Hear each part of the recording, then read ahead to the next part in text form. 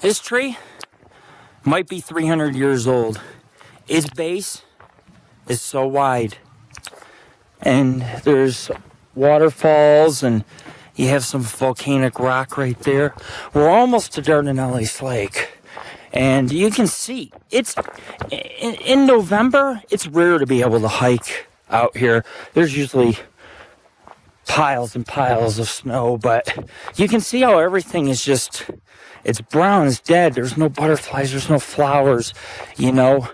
And being a paranormal investigator, I can never be biased. I can never just go in the summer for its colors and beauty. I have to give our viewers an aspect of what winter and what fall and what spring and summer look like up in the Sierras, so that you can understand the cryptozoology a little bit better too.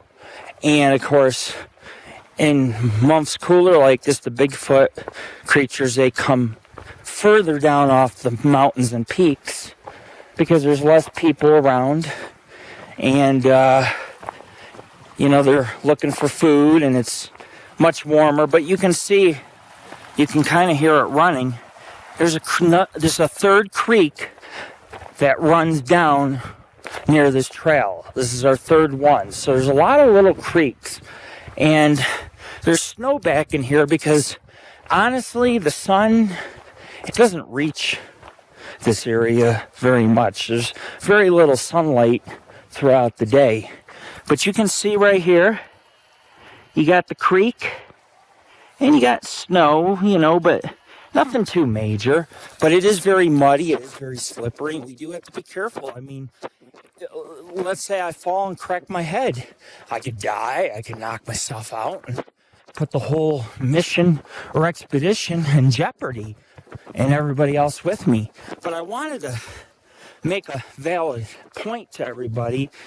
I was much further behind everyone else, and I heard something heavy walking in the woods. And this is the woods, there's animals, you know.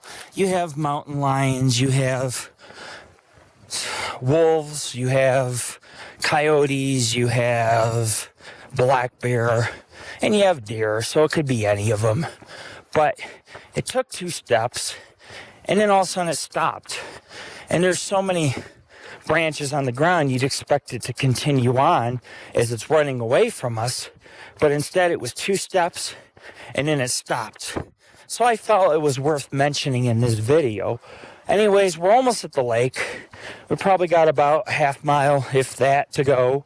And then we'll scour the lake for any, it's very muddy, for any big footprints and tracks. And we'll definitely do some filming, some photography, and we'll have a nice, we'll call it a lunch, dinner, you know, and just relax for a while, and then head on back and make our way back through Big Meadow. And right now, where we're hiking, this place is called Lake Valley. So, and you know why they call it Lake Valley? Because there are numerous ponds and lakes found throughout here. However, Dardanelles Lake is much bigger. It's a much bigger body of water. Of course, I've seen pictures of it nearly dried out, and you have all these tree stumps.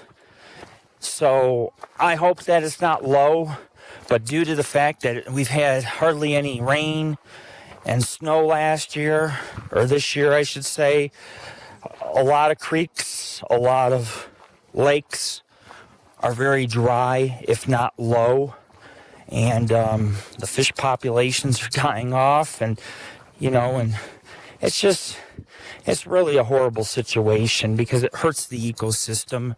I mean, even some of the trees, you know, I mean, low creeks, a lot of them don't get enough water and they die. There's a lot of fallen trees and dead wood.